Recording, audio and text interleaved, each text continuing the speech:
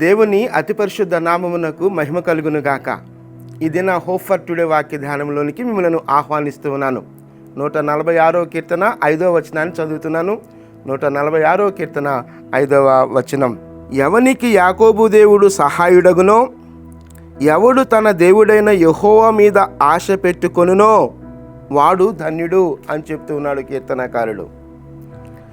దేవుడు సహాయుడుగా ఉన్నవాడు ధన్యుడు. దేవుడు సహాయుడుగా ఉండాలి అంటే ఆ దేవుని మీద నువ్వు ఆశ పెట్టుకొని ఉండాలి.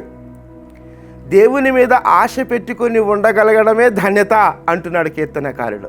నిజమే, ఆయా సందర్భాలలో నిరాశ నిస్పృహలకు లోనవుతున్నప్పుడు,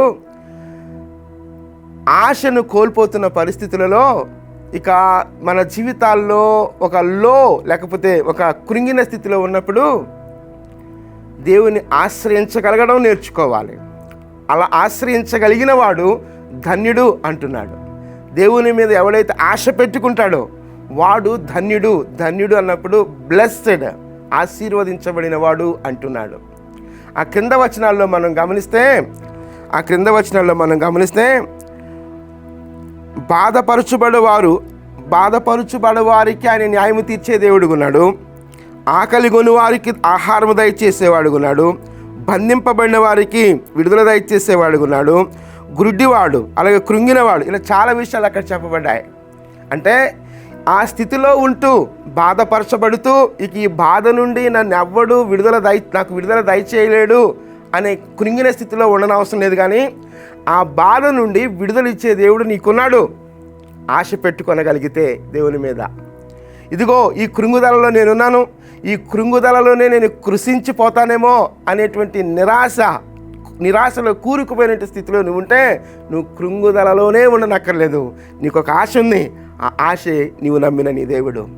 అలాగే న్యాయం కోసం తిరిగి విసిగి వేసారిపోయాను అనే స్థితిలో నువ్వు ఉన్నప్పుడు, నిజంగా నువ్వు దేవుని ఆశ్రయిస్తే, దేవుని నీ మీద ఆశ పెట్టుకొని ఉంటే, నిజంగా దేవుని నువ్వు ఆశ పెట్టుకొని ఉంటే న్యాయము తీర్చే దేవుడు ఉన్నాడు. అలా చాలా విషయాల క్రింద మనం గమనిస్తూ ఉంటాం.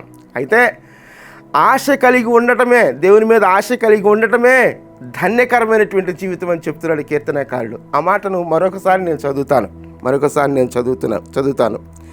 ఎవనికి యాకోబు దేవుడు సహాయుడగునో, ఎవడు తన దేవుడైన యెహోవా మీద ఆశ పెట్టుకొనునో వాడు ధన్యుడు. ఎవడు తన దేవుడైన యెహోవా మీద ఆశ పెట్టుకొనునో వాడు ధన్యుడు. ఎవడు తన దేవుడైన యెహోవా మీద ఆశ పెట్టుకొనునో వాడు ధన్యుడు. ఆశ కలిగి ఉందాం.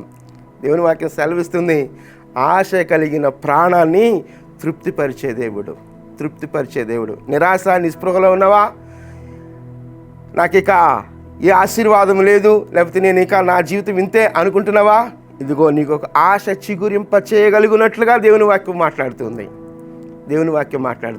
ఆశ పెట్టుకుంటావా? ఆశ పెట్టుకుంటే నువ్వు ధన్యుడవు. ఆయన నీకు సహాయం చేసే దేవుడు ఉన్నాడు. కనుక ఆశిద్దాం, దేవుని నుంచి ఆశిద్దాం. దేవా, ఇదిగో ఈ స్థితిలో నేను ఉన్నాను ప్రభా, నీ మీద ఆశ పెట్టుకొని ఉన్నాను.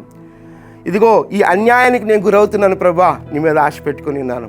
ఇదిగో ఈ కృంగిన స్థితిలో నేను ఉన్నాను ప్రభా, నీ మీద ఆశ పెట్టుకొని ఉన్నాను. ఇదిగో ఈ బాధ చేత నేను బంధింపబడి ఉన్నాను ప్రభా, ఇదిగో నీ మీద ఆశ పెట్టుకొని ఉన్నాను. నువ్వు ధన్యుడవు. దేవుడు ఆ పరిస్థితి నుంచి లేవనెత్తబోతున్నాడు. నిరీక్షణ కలిగి ప్రార్థిద్దాం. ప్రార్థన. కృప కలిగిన దేవా, మహోన్నతుడా, జీవము కలిగిన మా తండ్రి, అంతకంతకు మీ మీద ఆశ పెట్టుకొనగలిగే కృప మాకు దయచే ప్రభా. అది ధన్యకరమైనటువంటి జీవితం ప్రభా. అట్టి ధన్యకరమైనటువంటి జీవితం మాకు అనుగ్రహించమని వేడుకుంటున్నాం. దినదినము ప్రభా, మీ మీద ఆధారపడుతూ మీ మీద ఆశ పెట్టుకొని జీవించగలిగే జీవితం, అట్టి బ్రతుకు మాకు అనుగ్రహించమని వేడుకుంటున్నాం. ఎలాగనగా ఆశ కలిగిన ప్రాణాన్ని తృప్తిపరుస్తానన్నావు ప్రభు. అది ధన్యకరమైనటువంటి జీవితం, ధన్యకరమైన స్థితి అని మీ వాక్యం సెలవిస్తూ ఉండగా, అట్టి జీవితం, అట్టి ధన్యత మాకు దయచేయమని మీ కృప కలిగిన హస్తాల్లోనికి మమ్మల్ని మేముగా సమర్పించుకుంటూ యేసుక్రీస్తు నామంలో ప్రార్థించి వేడుకొంచున్నాం తండ్రి. ఆమెన్. ప్రభు సన్నిధి నిత్యము మనకు తోడయుండును గాక.